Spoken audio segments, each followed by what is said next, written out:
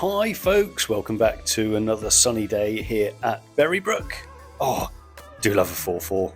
So this is a 2002 Morgan 4.4. This has the 1800 Zetec, and from the front you can see it's got bumpers fitted, which a lot of people absolutely love on the cars. Stainless steel grille as well.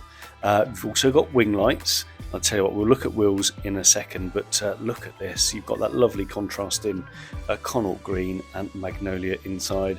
We go around the back, you've got a spare and a sports rack on there as well. So that means you've got enough storage for a bag or a suitcase when you go on your travels. Once again, you can see you've also got a bumper on the rear, so it saves those lovely wings just in case someone does get rather enthusiastic moving around your car. Did mention the wheels. There you go, you get a nice look at them. They are wire wheels, they are painted, so it means it's a little bit easier to upkeep. I do like the proper vintage feel in these old cars. It really is good fun, even though this is 2002. Tell you what, let's have a look inside. That walnut dash really does finish the classiness of this car off. It really does look good. Nice useful door pockets there.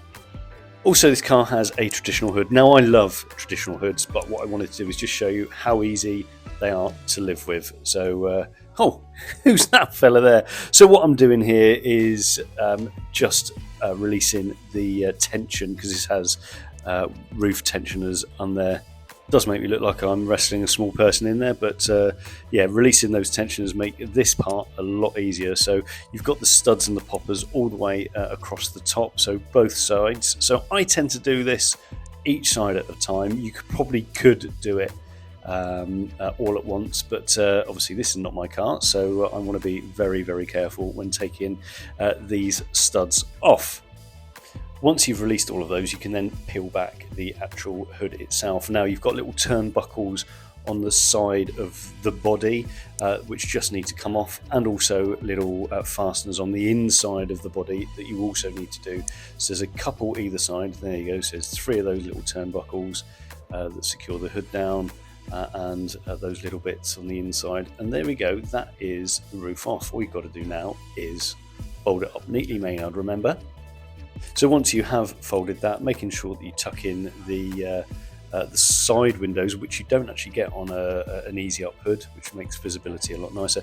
You can pop that on the rear parcel shelf for safekeeping, and you know where it is then. So that was the roof going down. Let's pop that headrest back on. Don't know why that was off. Let's put it back up. Okay, so the way I like to do this after grabbing it back out is connecting the back piece up first. So let's just get this roof the right way. So there we go, let's put it the right way on. Fix the rear parts up first. So these are like Ledl 10X fasteners that hook on the back. Can sometimes be a little bit fiddly. Now some people will be looking at this thinking, no, you're doing it the wrong way, but this is the way I find to do. So there we go, that's one side done. We'll go around the other side and we'll repeat that process. So there we go, you can see I've lifted up the frame just to make it a little bit easier for in a second when we've got to connect the front. So let's get those turnbuckles and at least one of those little fasteners on. Now once those are on, what I would recommend doing is opening up the door slightly so you can just step inside. Makes it just this part a little bit easier. So I hook 1 or 2 on. Sometimes I'll do just the outer ones and then go around and do the other side, but doesn't really matter. So what I'm doing there is just popping one of the actual exterior poppers back on, just to make it look just that little bit neater. And all that corner a lot nicer. So there you go, that hood frame is up inside. You can actually see it starting to take place, and I think we're haven't passed a huge amount of time while I'm doing this. Obviously it's very different in the rain, but there we go. So that roof is now watertight, which is nice. So let's get those turnbuckles on and turned in. Now the next thing to do is just do the hood tension. As you will see, there you go, the frame of the hood tightens right up. And that's it, all done. So don't forget to do the storm flaps. Happy days. So I just wanted to make you realise how easy these things are to live with. So if you do like that car or any of other cars, then please give me a ring, phone me, or pop in and see me.